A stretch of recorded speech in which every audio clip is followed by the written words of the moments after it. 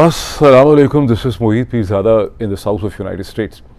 मैं जहाँ हूँ यहाँ तो अभी 7 अगस्त 2025 और जुमेरात का दिन है, दोपहर है।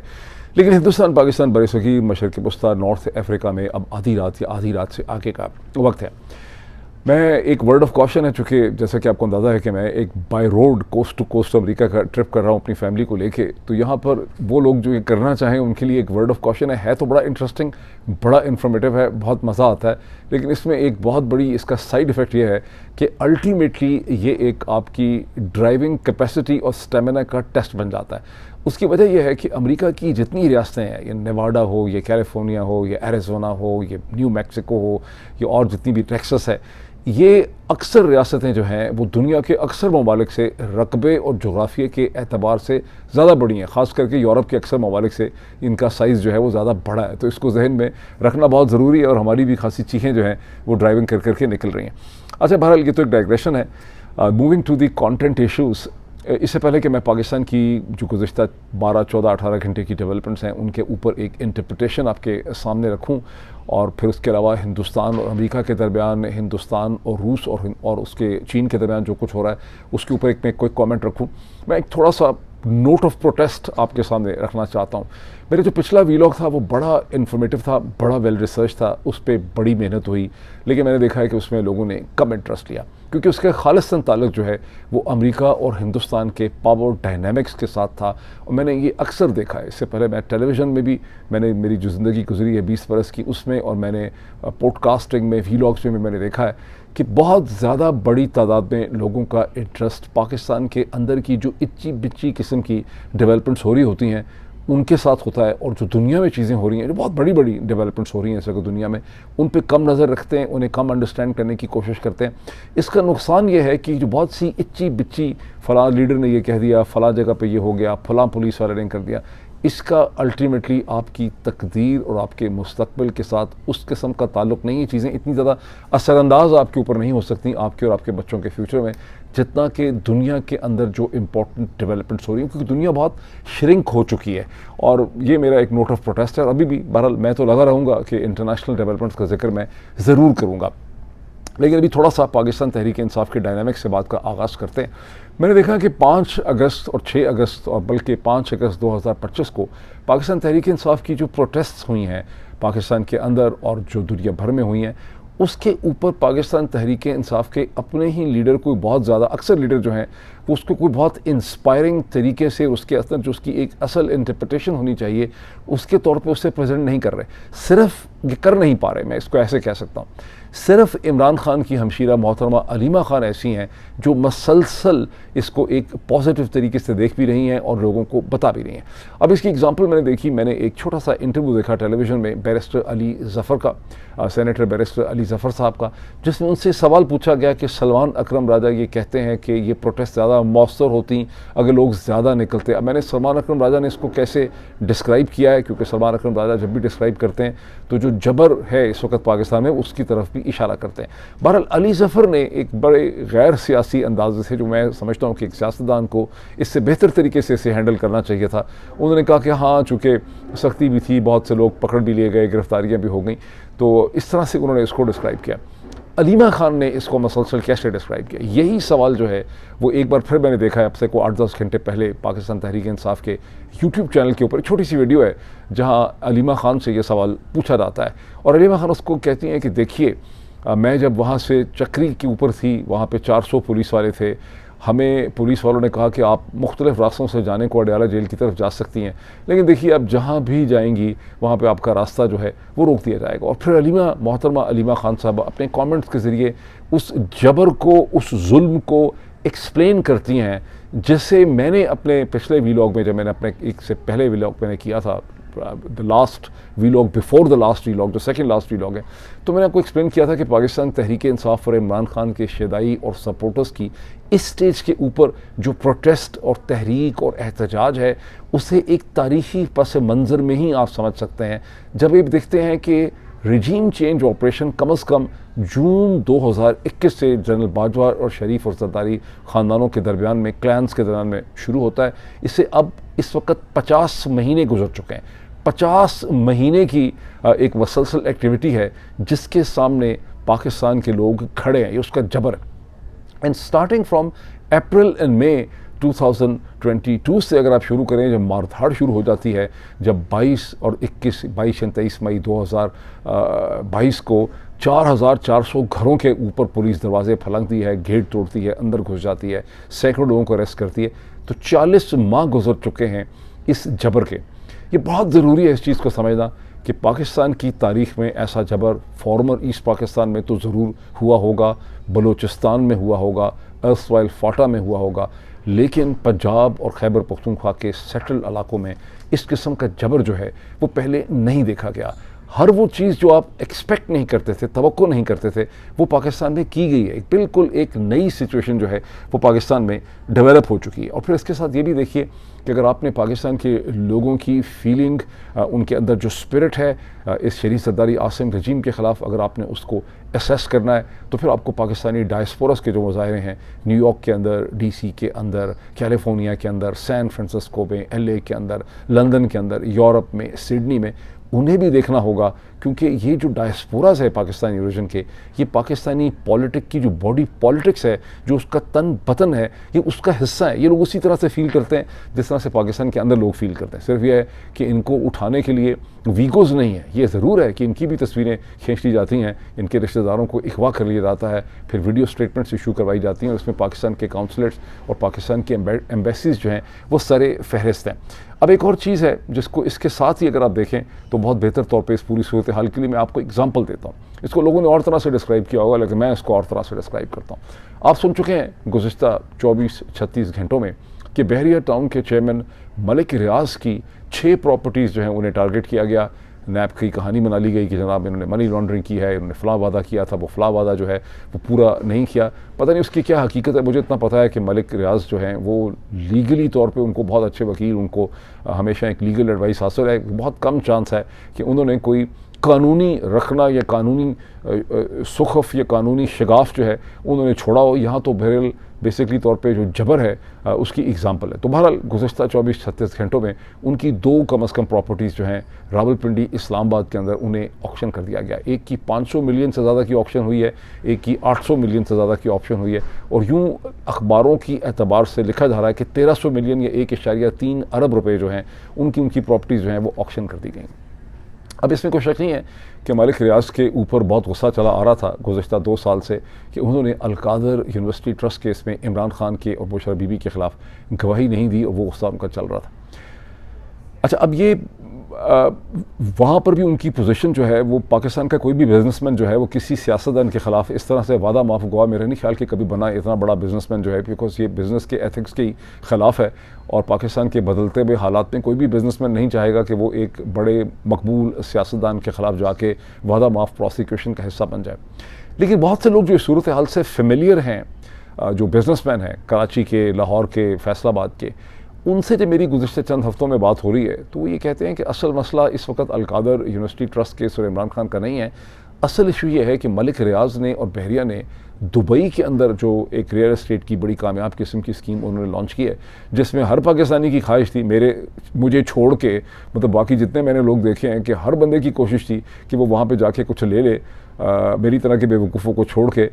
वहाँ पर गुस्सा ये डेवलप कर गया है कि बहुत से ताकतवर अशख़ास ऐसे थे जो चाहते थे कि मलिक रियाज उनको वहाँ पर ऑब्लाइज करें, उसमें उनको हिस्सा दें। शायद कोई इदारे भी चाह रहे थे कि उनको हिस्सा दें, और जब मलिक रियाज उनकी तवक्कुआत पूरी नहीं कर सके तो ये इस वक्त जो गुस्सा है ऑक्शन करने का, ये मलिक रियाज को सबक सिखाया जा रहा है, उनसे एक तरह का रिवेंज यहाँ पर लिया जा रहा है।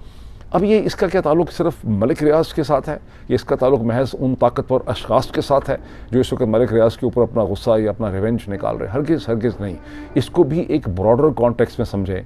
पाकिस्तान की तारीख़ में कभी भी किसी बड़े बिजनेसमैन को, जो प्योरली बिजनेसमैन हो, उसे इस तरह से टारगेट नहीं किया गया।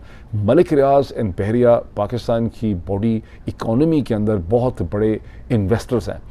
अब ये अगर ट्रेंड इस्टेब्लिश हो गया है, आने वाले सालों में इसका मतलब ये है कि जो भी हुकूमत होगी, जो भी साहिब इक़्तिदार होंगे, ताकतवर लोग होंगे, वो बिजनेसमैन से अपनी चीज़ें निकालने के लिए इस हद तक उन्हें टारगेट करेंगे। बिजनेसमैन को जब भी टारगेट किया गया, चूँकि पाकिस्तान के अंदर हाई कोर्ट्स फंक्शन करती थीं, अदालतें मौजूद थीं, सुप्रीम कोर्ट मौजूद थी, वो तमाम चीज़ें जिनका ख़ात्मा कर दिया गया है, ये तो अब माजी किस्सा माजी की चीज़ें बन चुकी हैं। तो चूँकि इनका ख़ात्मा कर दिया गया है, अब इसमें रिलीफ जो है वो नहीं मिल रही। लेकिन एक बहुत ही ख़तरनाक किस्म का ट्रेंड यहाँ पे इस्टेब्लिश हो गया है और मुझे बड़ी हैरानगी है और मुझे बड़ी परेशानी है कि लाहौर, गुजरावाला, समड़ियाल, कराची, फैसलाबाद की जो बिज़नेस कम्युनिटीज़ हैं वो इस पूरी चीज़ के ऊपर अपनी आवाज़ नहीं उठा रही। ये वो पुराने वो जो जर्मन पेस्टर वाली कहानी है कि जब मलिक रियाज के साथ ये हो रहा था तो आप खामोश थे, कल को ये आपके साथ भी होगा। आप ये समझ ही नहीं रहे कि ये एक प्रोसेस है, इसका ताल्लुक ना मलिक रियाज के साथ है ना उन लोगों के साथ है जो मलिक रियाज को प्रोसिक्यूट कर रहे हैं। ये एक रियासत के और कानून और इंसाफ के ढांचा जो पूरा सिस्टम है, ये उसके कोलैप्स की निशानी है। और डॉन न्यूज़, डॉन अखबार जो है, जिसने हमेशा मलिक रियाज के ख़िलाफ़ पोजीशन ली है, क्रेडिट गोज़ टू दैम कि उन्होंने इस हवाले से एक बड़ा ताकतवर एडिटोरियल लिखा है जिसमें उन्होंने मलिक रियाज को डिफेंड किया। और मैं जब दुनिया न्यूज़ में होता था, चूँकि मेरे पास बहुत एक्सेस थी टॉप डिसीजन मेकर्स तक और फाइनेंशियल डाटा तक भी होती थी, मुझे पता है कि डॉन न्यूज़ ने मलिक रियाज को जो बहुत ज़्यादा टारगेट किया, उसकी वजह ये थी कि बहरिया वाले दुनिया को और कुछ और टेलीविजन चैनल्स को बहुत खुल के बड़े लग्जूरियस किस्म के एड्स देते थे और डॉन को शिकवा यह था कि हमें उस किस्म के एड्स नहीं दिए जा रहे। तो डॉन अखबार ने यके बाद दीगरे बहुत सी स्टोरीज ऐसी निकाली जिससे मतलब एक बड़ा मतलब कंट्रोवर्शियल तो खैर मलिक साहब चले हमेशा से ही थे, मलिक रियाज, लेकिन मज़ीद उनको जो है वो टारगेट किया गया और उनके खिलाफ एक पूरी जो एक फ़ज़ा और हवा है उसको बनाने में डॉन ने रोल प्ले किया। लेकिन इस स्टेज के ऊपर डॉन न्यूज़ ने लिखा है कि जो चीज़ हो रही है गलत हो रही है और यहाँ पर एक ट्रांसपेरेंट लीगल प्रोसेस जो है होना चाहिए। अब इसका देखें एक और रिस्क क्या है, इसका रिस्क यह है कि अगर बहरिया जो इतना बड़ा इन्वेस्टर है पाकिस्तान की इकोनॉमी के अंदर, अगर आप एक इन्वेस्टर को इस तरह से टारगेट करते हैं, अगर उसकी इस तरह से आप ऑक्शन करते हैं, आप कोई भी एक्सप्लेनेशन देते हैं, नैब ने ये कहा है मनी लॉन्ड्रिंग हुई है, आप क्या मैसेज भेज रहे हैं दुनिया भर के पोटेंशियल इन्वेस्टर्स को कि इसका मतलब है कि अगर आपके हुक्मरान जमात के साथ ताल्लुकात पाकिस्तान जैसे मुल्क में ख़राब हो जाएंगे तो आपके बिजनेसेस जो हैं वो ऑक्शन हो जाएंगे, आपकी प्रॉपर्टीज़ ऑक्शन हो जाएंगी, आपको इस तरह से टारगेट किया जाएगा। So this sends a very negative signal to the potential investment in Pakistan. और आप देखें कि इसका क्या नतीजा निकलना है। इसी के साथ ये जो मलिक साहब वाली कहानी है, मलिक रियाज वाली जो कहानी है, इसके साथ एक और आइटम को भी डाल दें, बिल्कुल अनरिलेटेड है देखने में, लेकिन मैं भी इसका कनेक्शन आपके सामने इस्टेब्लिश करता हूँ। आज एक स्टोरी छपी है कि ख्वाजा आसिफ साहब ने बहुत वेहमेंटली डिनाई कर दिया है कि ज़ुबैर अली ख़ान जो पाकिस्तानी सहाफ़ी हैं, बड़े रिस्पेक्टेड, नखल नाम उन्होंने नहीं लिया ज़ुबैर अली ख़ान का, लेकिन उन्होंने ट्वीट किया है कि ये जो साहब कह रहे हैं कि मैंने इस्तीफ़ा दे दिया है नवाज़ शरीफ साहब को एज मिनिस्टर ऑफ डिफेंस, ये बात गलत है, ये उनकी खाम ख्याली है, ये उनकी ख्वाहिश हो सकती है, इसमें कोई हकीकत नहीं।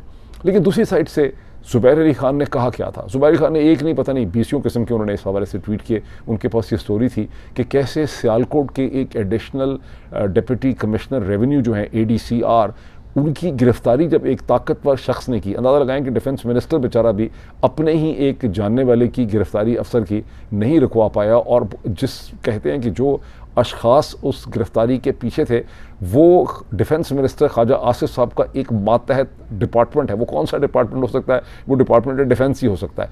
तो उन्होंने वो गिरफ्तारी करवाई और ख्वाजा आसिफ उस पर बहुत बरहम थे, नाराज़गी जो है, गुस्से में उन्होंने जाके अपना एक इस्तीफ़ा भी दिया, बरी में जाके प्रॉब्ली नवाज़ शरीफ साहब को उन्होंने दिया। लेकिन ज़ुबैर अली ख़ान ने अपने ट्वीट्स में ये बात वाज़े कर दी थी कि उनका इस्तीफ़ा कबूल नहीं होगा। उनका इस्तीफ़ा उनके गमो गुस्से की और उनकी एजिटेशन और उनकी एक ज़हनी फ्रस्ट्रेशन का अक्कास तो है, लेकिन उनका इस्तीफ़ा मंजूर नहीं होगा। तो अब ख्वाजा आसिफ साहब जो एक्सप्लेनेशन दे रहे हैं उसके मुकाबले में ऐसा लगता है कि ज़ुबैर अली ख़ान की बातों में बहुत ज़्यादा सदाकत है। लेकिन इसके अंदर एक और भी कैच है। वो कैच ये है कि शायद आपने देखा हो और बहुत से पॉडकास्टर्स ने इसका जिक्र किया कि ख्वाजा आसिफ साहब ने मुसलसल दुहाई दी हुई है कि पाकिस्तान के ब्यूरोक्रेट्स करप्ट जो हैं वो सारे के सारे, पता नहीं कितनी बड़ी परसेंटेज उन्होंने कही है कि वो पुर्तगाल के अंदर जो यूरोपियन यूनियन का एक गरीब मुल्क है लेकिन बन चुका है यूरोपियन यूनियन, वहाँ जाके इन्वेस्टमेंट कर रहे हैं करोड़ों अरबों रुपए की, क्योंकि पुर्तगाल ने एक बैकडोर एंट्री रखी है कि अगर आप इतने अमाउंट की इन्वेस्टमेंट यूरोस की वहाँ पे कर दें तो आपको यूरोपियन यूनियन का पासपोर्ट जो है वो मिल सकता है। तो ख्वाजा आसिफ साहब सही होगी उनकी इन्फॉर्मेशन और वो इसके हवाले से बहुत ज़्यादा दुहाई दे रहे हैं। लेकिन अब इसके कंट्रास्ट देखें क्या हो रहा है पाकिस्तान में। इसी दिन में गुज़श्ता 24 घंटे के अंदर पाकिस्तान के प्राइम मिनिस्टर जो हैं सो कॉल्ड शहबाज शरीफ साहब, उन्होंने प्राइम मिनिस्टर ऑफिस पीएमओ के अंदर एक मीटिंग जो है उसको उन्होंने प्रिजाइड किया। इस मीटिंग का कॉन्टेक्स्ट बड़ा इंटरेस्टिंग है, वो ये कि इसी हफ्ते में वर्ल्ड बैंक के नए स्टैटिस्टिक्स आए हैं पाकिस्तान की आबादी के एतबार से। और वो पाकिस्तान जिसे प्रोवर्बियली पिछले कई बरसों से हम कह रहे हैं कि 240 मिलियन लोग हैं, मैं हमेशा आपको पता है 250 मिलियन कहता हूँ, तो 240 मिलियन का जो फिगर है वो अब ख़त्म हो गया है। एक वर्ल्ड बैंक ने कहा है at the end of 2024 Pakistan की आबादी 251 मिलियन उन्होंने एस्टिमेट की है, यानी 25 करोड़ से ज़्यादा आबादी जो है। तो अब ये जो मीटिंग हुई है शहबाज शरीफ साहब की, इस हवाले से है कि आबादी को कैसे रोकना है। वो तो सारे पॉलिटिशियंस के अपने 8-8 बच्चे हैं, तो कैसे ये आबादी रोकेंगे, कौन रोल मॉडल होगा, कौन सी इनके पास स्ट्रेटजी है आबादी रोकने की। नेगेटिव इफ़ेक्ट ये है कि वो पाकिस्तान जिसके बारे में गुज़श्ता 10-12 बरस से ये कहा गया था कि ये अपने पॉपुलेशन डिविडेंड को इस्तेमाल करके अपनी इकोनॉमी को टर्न अराउंड कर सकता है, और ये जो पाकिस्तान की पॉपुलेशन है और पाकिस्तान की आबादी आपको पता है कि 35 बरस से कहते हैं कि 60%, 65% आबादी जो है वो 35 ईयर्स के नीचे है। तो ये पाकिस्तान का वो रिच पॉपुलेशन डिविडेंड है जिसको पाकिस्तान अगर डेवलप कर जाए, उसको एजुकेशन दे दे, उसको स्किल सेट दे, तो उसका इस्तेमाल कर सकता है। लेकिन अब बदकिस्मती से ये इसका दरवाज़ा जो है वो बंद होता चला जा रहा है। अब दो चीज़ें वापस आ जाए। ख्वाजा आसिफ कहते हैं कि ब्यूरोक्रेट्स करप्ट जो हैं वो दौड़ के यूरोपियन यूनियन का पासपोर्ट लेने के लिए पुर्तगाल में धड़ा इन्वेस्टमेंट कर रहे होंगे। दूसरी तरफ देखें क्या हो रहा है, अगर वो जिनके पास पैसे हैं, करप्शन के काला धन है, वो तो पुर्तगाल के ज़रिए यूरोपियन यूनियन का पासपोर्ट लेना चाह रहे हैं, और वो जो नौजवान गरीब है वो अपना सब कुछ बेच के लिबिया के ज़रिए, मिडिल ईस्ट के ज़रिए, मेडिटेरेनियन के ज़रिए टूटी फूटी कश्तियों में जो ह्यूमन स्मगलिंग करने वाले स्मगलर हैं उनके हाथों में इस्तेमाल हो रहा है। और हर चंद हफ्ते के बाद आपको खबर मिलती है कि मेडिटेरेनियन के कोस्ट में लिबिया के करीब, कहीं और अफ्रीका के करीब, इटली के करीब, यूनान के करीब एक बोट कैप्साइज कर गई है, और सबसे ज़्यादा बड़ी तादाद में उसमें जो लोग होते हैं मरने वाले, जाँ भाग होने वाले, वो हमेशा पाकिस्तानी होते हैं। फ्रस्ट्रेशन के दो एंड देखें। अमीर लेवल पे जो करप्ट लोग हैं वो अपना काला धन लेके यूरोपियन यूनियन का पासपोर्ट लेना चाहते हैं, जो गरीब पाकिस्तानी हैं वो अपना बेचारा हक हलाल का सब कुछ, अपना घर मवेशी जब कुछ बेच के अपने माँ बाप की खातर, बहन भाइयों की खातर, अपने घर वालों की खातर वो ज़िंदगी के रिस्क से खेलता है। और सैकड़ों पाकिस्तानी हर साल जो है इसी हवाले में जो है कैप बोट्स में मारे जाते हैं। और आपकी शरीफ ज़रदारी आसिम रजीम का रिस्पांस क्या है, वो कहते हैं कि पुलिस और FIA के ज़रिए इनको पकड़ो जो लोग यहाँ से ढूंढने की कोशिश करें। ये वो लेवल ऑफ फ्रस्ट्रेशन है। 3 एग्जाम्पल्स को मिला के देख लें। एक तरफ मलिक रियाज बहरिया टाउन पे क्रैकडाउन, क्योंकि दुबई की इन्वेस्टमेंट स्कीम में मलिक ने कॉपरेट नहीं किया उन लोगों के साथ जो चाहते थे कि मलिक साहब उनको बहुत बड़ा हिस्सा दे दें। ख्वाजा आसिफ का इल्ज़ाम, और तीसरी तरफ पॉपुलेशन का बढ़ा हुआ सिलसिला। इन तीनों चीज़ों को मिला के देखें कि इस वक्त की पाकिस्तान की क्या सूरत हाल आपको समझ आती है। अब मैं आऊँ कुछ इंटरनेशनल डेवलपमेंट्स की तरफ मैं चलना चाहता हूँ, लेकिन इनके अंदर भी पाकिस्तान का एंगल है, और इन डेवलपमेंट्स का ताल्लुक हिंदुस्तान और अमेरिका के डायनामिक से भी है, इनका ताल्लुक रूस और अमेरिका के और हिंदुस्तान के डायनामिक से भी है। इसमें कुछ चीन का भी जिक्र है, लेकिन इसके अंदर इसराइल का भी जिक्र है। और इसराइल का जब जिक्र होता है तो मैंने देखा कि पाकिस्तान के अंग्रेज़ी के बड़े अखबार डॉन में एक स्टोरी लगाई गई है, बड़े तमतराक से। उसकी हेडलाइन ये है कि इसराइली प्राइम मिनिस्टर नेतन्याहू ने ये मान लिया है कि ऑपरेशन सिंदूर के अंदर इसराइल की कॉपरेशन या इसराइल के वेपन्स जो हैं वो इस्तेमाल हुए। बैकग्राउंड इसका क्या है, वो ये है कि इसराइल के प्राइम मिनिस्टर नेतन्याहू ने एक ट्वीट किया है जिसमें उन्होंने ये कहा है कि हिंदुस्तान के हाई कमिश्नर JP सिंह जो हैं आजकल हैं, ये हिंदुस्तान के जो हाई कमिश्नर हैं, इनको कहते हैं बड़े इंटेलिजेंट आदमी, ये पाकिस्तान के अंदर भी सर्व कर चुके हैं एज डिप्टी हाई कमिश्नर। जिस ज़माने में मैं था मेरी इनसे बड़ी मुलाकात रही है। मुझे बाद में सब्सिक्वेंटली किसी हिंदुस्तानी जर्नलिस्ट ने ये बताया कि he is very highly rated Indian diplomat at the moment, और he is sure to become the foreign secretary at some stage. और इसराइल के अंदर इनकी जो एज डेजिग्नेशन और अपॉइंटमेंट है एज इंडियाज़ एम्बेसडर, ये बड़ी सिग्निफिकेंट है इस लिहाज से कि ये हिंदुस्तान और चूँकि पाकिस्तान में भी सर्व कर चुके हैं, तो ये एक रीजनल डायनामिक्स जो हैं, पावर डायनामिक्स हैं, उनको बड़ा अच्छा अंडरस्टैंड करते हैं। तो बहरहाल उनकी मुलाकात होती है नेतन्याहू के साथ। नेतन्याहू कहते हैं मेरी उनसे मुलाकात हुई है। उसके बाद नेतन्याहू ये कहते हैं कि मेरी इंडियन मीडिया के साथ भी मुलाकात हुई है, और उस क्वेश्चन आंसर में नेतन्याहू से सवाल पूछा जाता है तो बीबी नेतन्याहू जो है वहाँ पर ये कहते हैं कि इसराइल के जो वेपन बैटल टेस्टेड वेपन्स हैं उन्होंने हिंदुस्तान की बड़ी मदद की है ऑपरेशन सिंदूर के अंदर। अच्छा, अब हिंदुस्तान के अंदर इस पूरी स्टोरी की एक सिग्निफिकेंस है, बिकॉज हिंदुस्तान के अंदर बहुत बड़ा दुखड़ा और गम ये है कि जब पाकिस्तान और हिंदुस्तान के दरमियान 4 दिन की जंग हुई मई 7 से लेकर 10 तक, तो इसराइल के अलावा कोई भी और मुल्क नहीं था जिसने खुल के हिंदुस्तान की सपोर्ट की हो। टू दैट एक्सटेंट हिंदुस्तान के अंदर एक साइकोलॉजिकल रीजंस के लिए इस स्टोरी की इंपॉर्टेंस है। पाकिस्तान में इस स्टोरी की क्या इंपॉर्टेंस है कि इसको इतने नुमाया तौर पे पब्लिश करवाया गया है। और ये डॉन.कॉम की स्टोरी है, मैंने देखा है कि जो डॉन.कॉम की स्टोरीज होती हैं वो थोड़ी सी इन्फ्लुएंस होती हैं, कहीं से ख्वाहिश और एक डिज़ायर होती है जिसको डॉन.कॉम पूरा करता है, क्योंकि नाम नहीं होता। जो डॉन के अक्सर कॉरेस्पॉन्डेंट हैं, सीनियर पुराने लिखने वाले, वो उन ख्वाहिशात की अक्सर उस तरह से तकमील नहीं करते जो फरिश्तों की ख्वाहिशात होती हैं। तो डॉन.कॉम के बारे में मेरा शक ये है कि वहाँ पे फरिश्तों की ख्वाहिशात जो हैं वो पूरी की जाती हैं।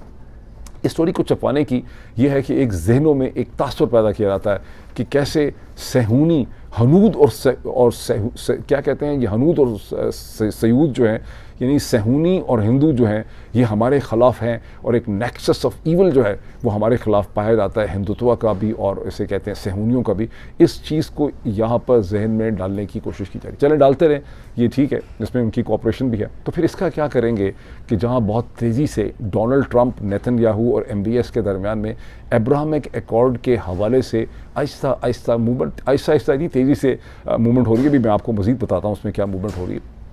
और अगर अगले आने वाले चंद महीनों के अंदर सऊदी अरब और मुत्तहिदा अरब इमारात ने दबाव डाला पाकिस्तान के ऊपर कि भाई हम करने लगे हैं इसराइल को रिकग्नाइज़, ये सब चीज़ें हो गई हैं हमारे रास्ते में जो थी गाज़ा के हवाले से और आप भी रिकग्नाइज़ करें, तो उस वक्त ये पाकिस्तान के लोगों को क्या एक्सप्लेनेशन देंगे इसकी? आप तैयार रहें इस चीज़ के लिए, बड़ी लंबी चौड़ी एक्सप्लेनेशन होगी कि कौम के वसीतर मफाद के लिए अब हमें इसराइल को हमें करना पड़ेगा, चूँकि हमारे सऊदी अरब से ताल्लुकात हैं, मुत्तहिदा अरब इमारात से ताल्लुकात हैं, दुनिया के हालात बदल गए हैं, तो कौम के नेशनल सिक्योरिटी में इनको इसराइल को रिकग्नाइज़ करने का ये प्रोसेस जो है वो करेंगे। वैसे एक बड़े सीनियर पाकिस्तानी डिप्लोमेट ने मुझे कहा कि इसके रास्ते में बहुत ही हमारे लिए दुश्वारियाँ होंगी और ये हमारे लिए आसान नहीं होगा।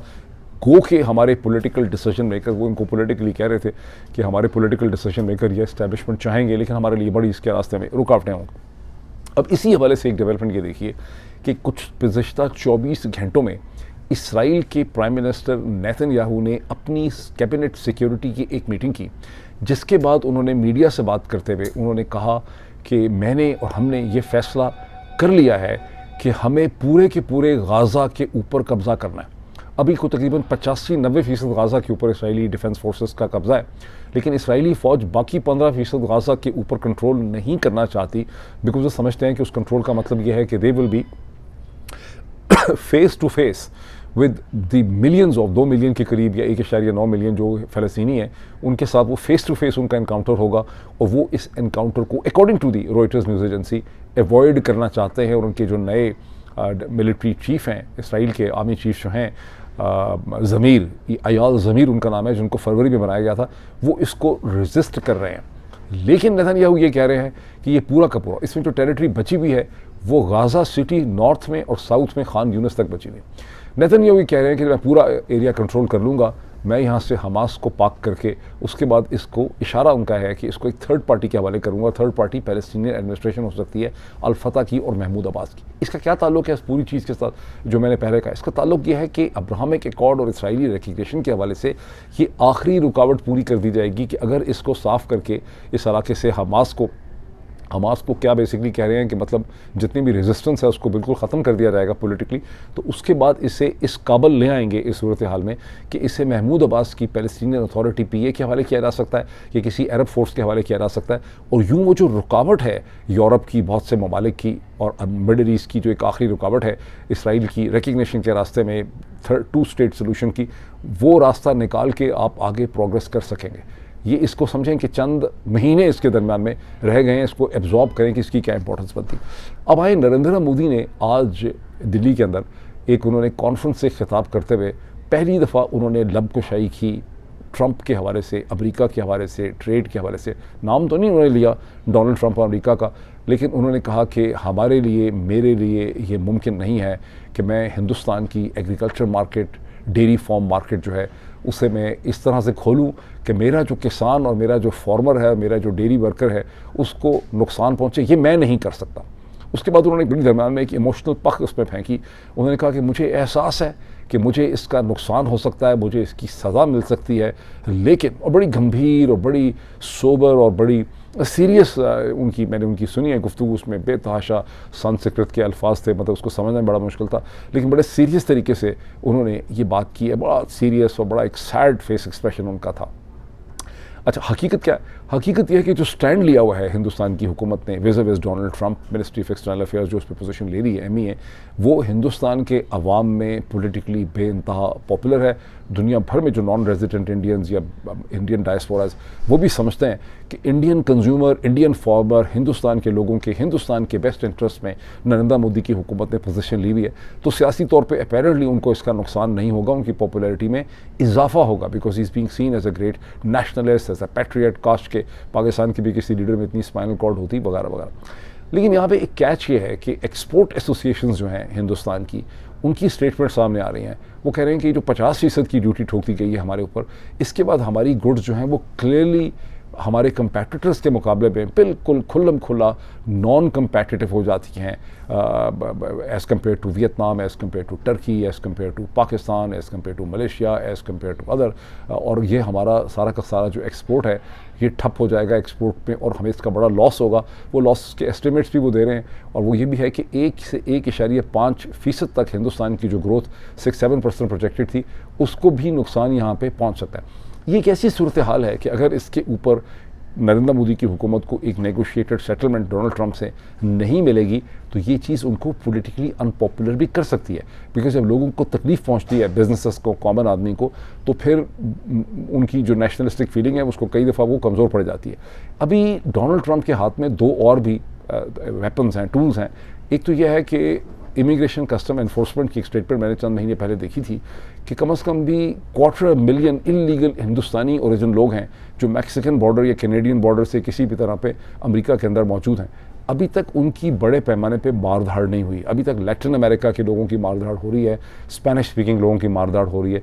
अगर इनकी मारधाड़ होगी, इनको बहुत बड़ी तादाद में पकड़ लिया गया, इनकी फोर्स्ड डिपोर्टेशन होने लग गई, तो ये नरेंद्र मोदी की हुकूमत के लिए बड़ा हॉट पोटैटो होगा पॉलिटिकल, जिसको एब्जॉर्ब करना उनके बड़ा मसाइल उनके लिए पैदा हो जाएंगे। प्लस इसके अंदर इस चीज़ को भी ऐड कर दें कि जो H1B के हवाले से जैसे मार्जरी ग्रीन टेलर ने उस पर ट्वीट्स किए हैं, और भी एक है कि भाई हिंदुस्तान ने बहुत ज़्यादा इसको अब्यूज़ किया गया है, और अमेरिका के अंदर जो कंपनीज़ हैं उन्होंने हिंदुस्तान को बड़ा फेवर किया है। सिलिकॉन वैली की 75% या 72% सिर्फ हिंदुस्तान से हैं। ये वो 2 वेपन्स हैं जो मज़ीद अभी डोनाल्ड ट्रंप के हाथ में। तो मुझे लगता ये है कि बावजूद अपने सॉवरेनिटी, नेशनल वकार के, हिंदुस्तान को बहुत जल्दी कोई नेगोशिएटेड सेटलमेंट डोनाल्ड ट्रंप के साथ निकालनी पड़ेगी, अदरवाइज़ इसकी पॉलिटिकल कॉस्ट जो हैं वो बहुत ज़्यादा बढ़ जाएंगी। 130 बिलियन की गुड्स, 60-70 बिलियन का सर्विसेज, तकरीबन इसे कहते हैं 200 बिलियन, 190-200 बिलियन का बायलैटरल ट्रेड है, और उसमें से हिंदुस्तान जो है वो तकरीबन $90 बिलियन की तो गुड्स भेजता है अमेरिका के अंदर। तो एक बहुत बड़ा चैलेंज है। अब इस चैलेंज में एक अनएक्सपेक्टेड मदद जो है वो इसे कहते हैं नरेंद्र मोदी को मिल सकती है अगले 10 दिनों में, 2 हफ्ते के अंदर, 1 या 2 हफ्ते में। वो ये कि स्टीव विटकॉफ की, जो डोनाल्ड ट्रंप के स्पेशल एनवॉय हैं, उनकी जो मुलाकात हुई है बुध के दिन पुतिन के साथ, उसके बाद दोनों साइड्स ने ये इंडिकेट किया है कि बहुत जल्दी प्रेसिडेंट व्लादिमीर पुतिन की और डोनाल्ड ट्रंप के दरमियान एक समिट मीटिंग हो सकती है। अब प्रेसिडेंट पुतिन जो हैं वो मसलसल इस समिट मीटिंग की ख्वाहिश का इजहार कर रहे थे। अमेरिकन ने पहली दफ़ा इंडिकेट किया है कि समिट मीटिंग बहुत जल्दी हो सकती है। इसका क्या मतलब है? इसका मतलब है किसी को ठीक तरह से नहीं पता कि क्या हुआ है स्टीव विटकॉफ की और पुतिन की मीटिंग में, लेकिन ख्याल ये किया जा रहा है कि पुतिन ने कुछ कंसेशंस ऑफ़र की हैं डोनाल्ड ट्रंप के लिए, और उनमें से एक कंसेशन ये है कि बहुत सारे जो टेरिटोरियल क्लेम्स थे 4 जोन्स के ऊपर रशिया के, उससे वो पीछे हटने को तैयार हैं। और जो एनालिस्ट हैं क्लोज टू क्रेमलिन वो ये कहते हैं कि पुतिन अब कभी भी टेरिटरी में इतने इंटरेस्टेड नहीं है। वो 3 चीज़ें बेसिकली वो चाहते हैं कि डोनाल्ड ट्रंप उनको पॉलिटिकली दें। एक ये कि फर्म कमिटमेंट हो जाए कि यूक्रेन कभी भी नेटो का हिस्सा नहीं बनेगा। दूसरा ये कि नेटो की मज़ीद ईस्टवर्ड एक्सपेंशन नहीं होगी। तीसरा यह है कि कीव के अंदर ये फंडामेंटल हो जाए कि ज़ेलेंस्की हटेगा और ज़ेलेंस्की की जगह एक प्रो मॉस्को रजीम होगा, एक प्रिंसिपल इस्टेब्लिश हो जाए कि कीव के अंदर एंटी रशिया, एंटी मॉस्को रजीम जो है वो नहीं होगा। अगर ये सारी सूरत हाल अगले 1 हफ्ते या 2 हफ्ते में, कहा बहुत जल्दी मीटिंग हो सकती है, ये मीटिंग हो जाती है और रूस और अमेरिका के यूक्रेन के हवाले से डायनामिक्स में एक बेहतरी आ जाती है, सेटलमेंट हो जाती है वहाँ पे, तो उससे हिंदुस्तान को और नरेंद्र मोदी को भी बहुत ज़्यादा ब्रीदिंग स्पेस मिल सकती है। अभी इतना ही, फिर आपसे मुलाकात होती है। Thank you.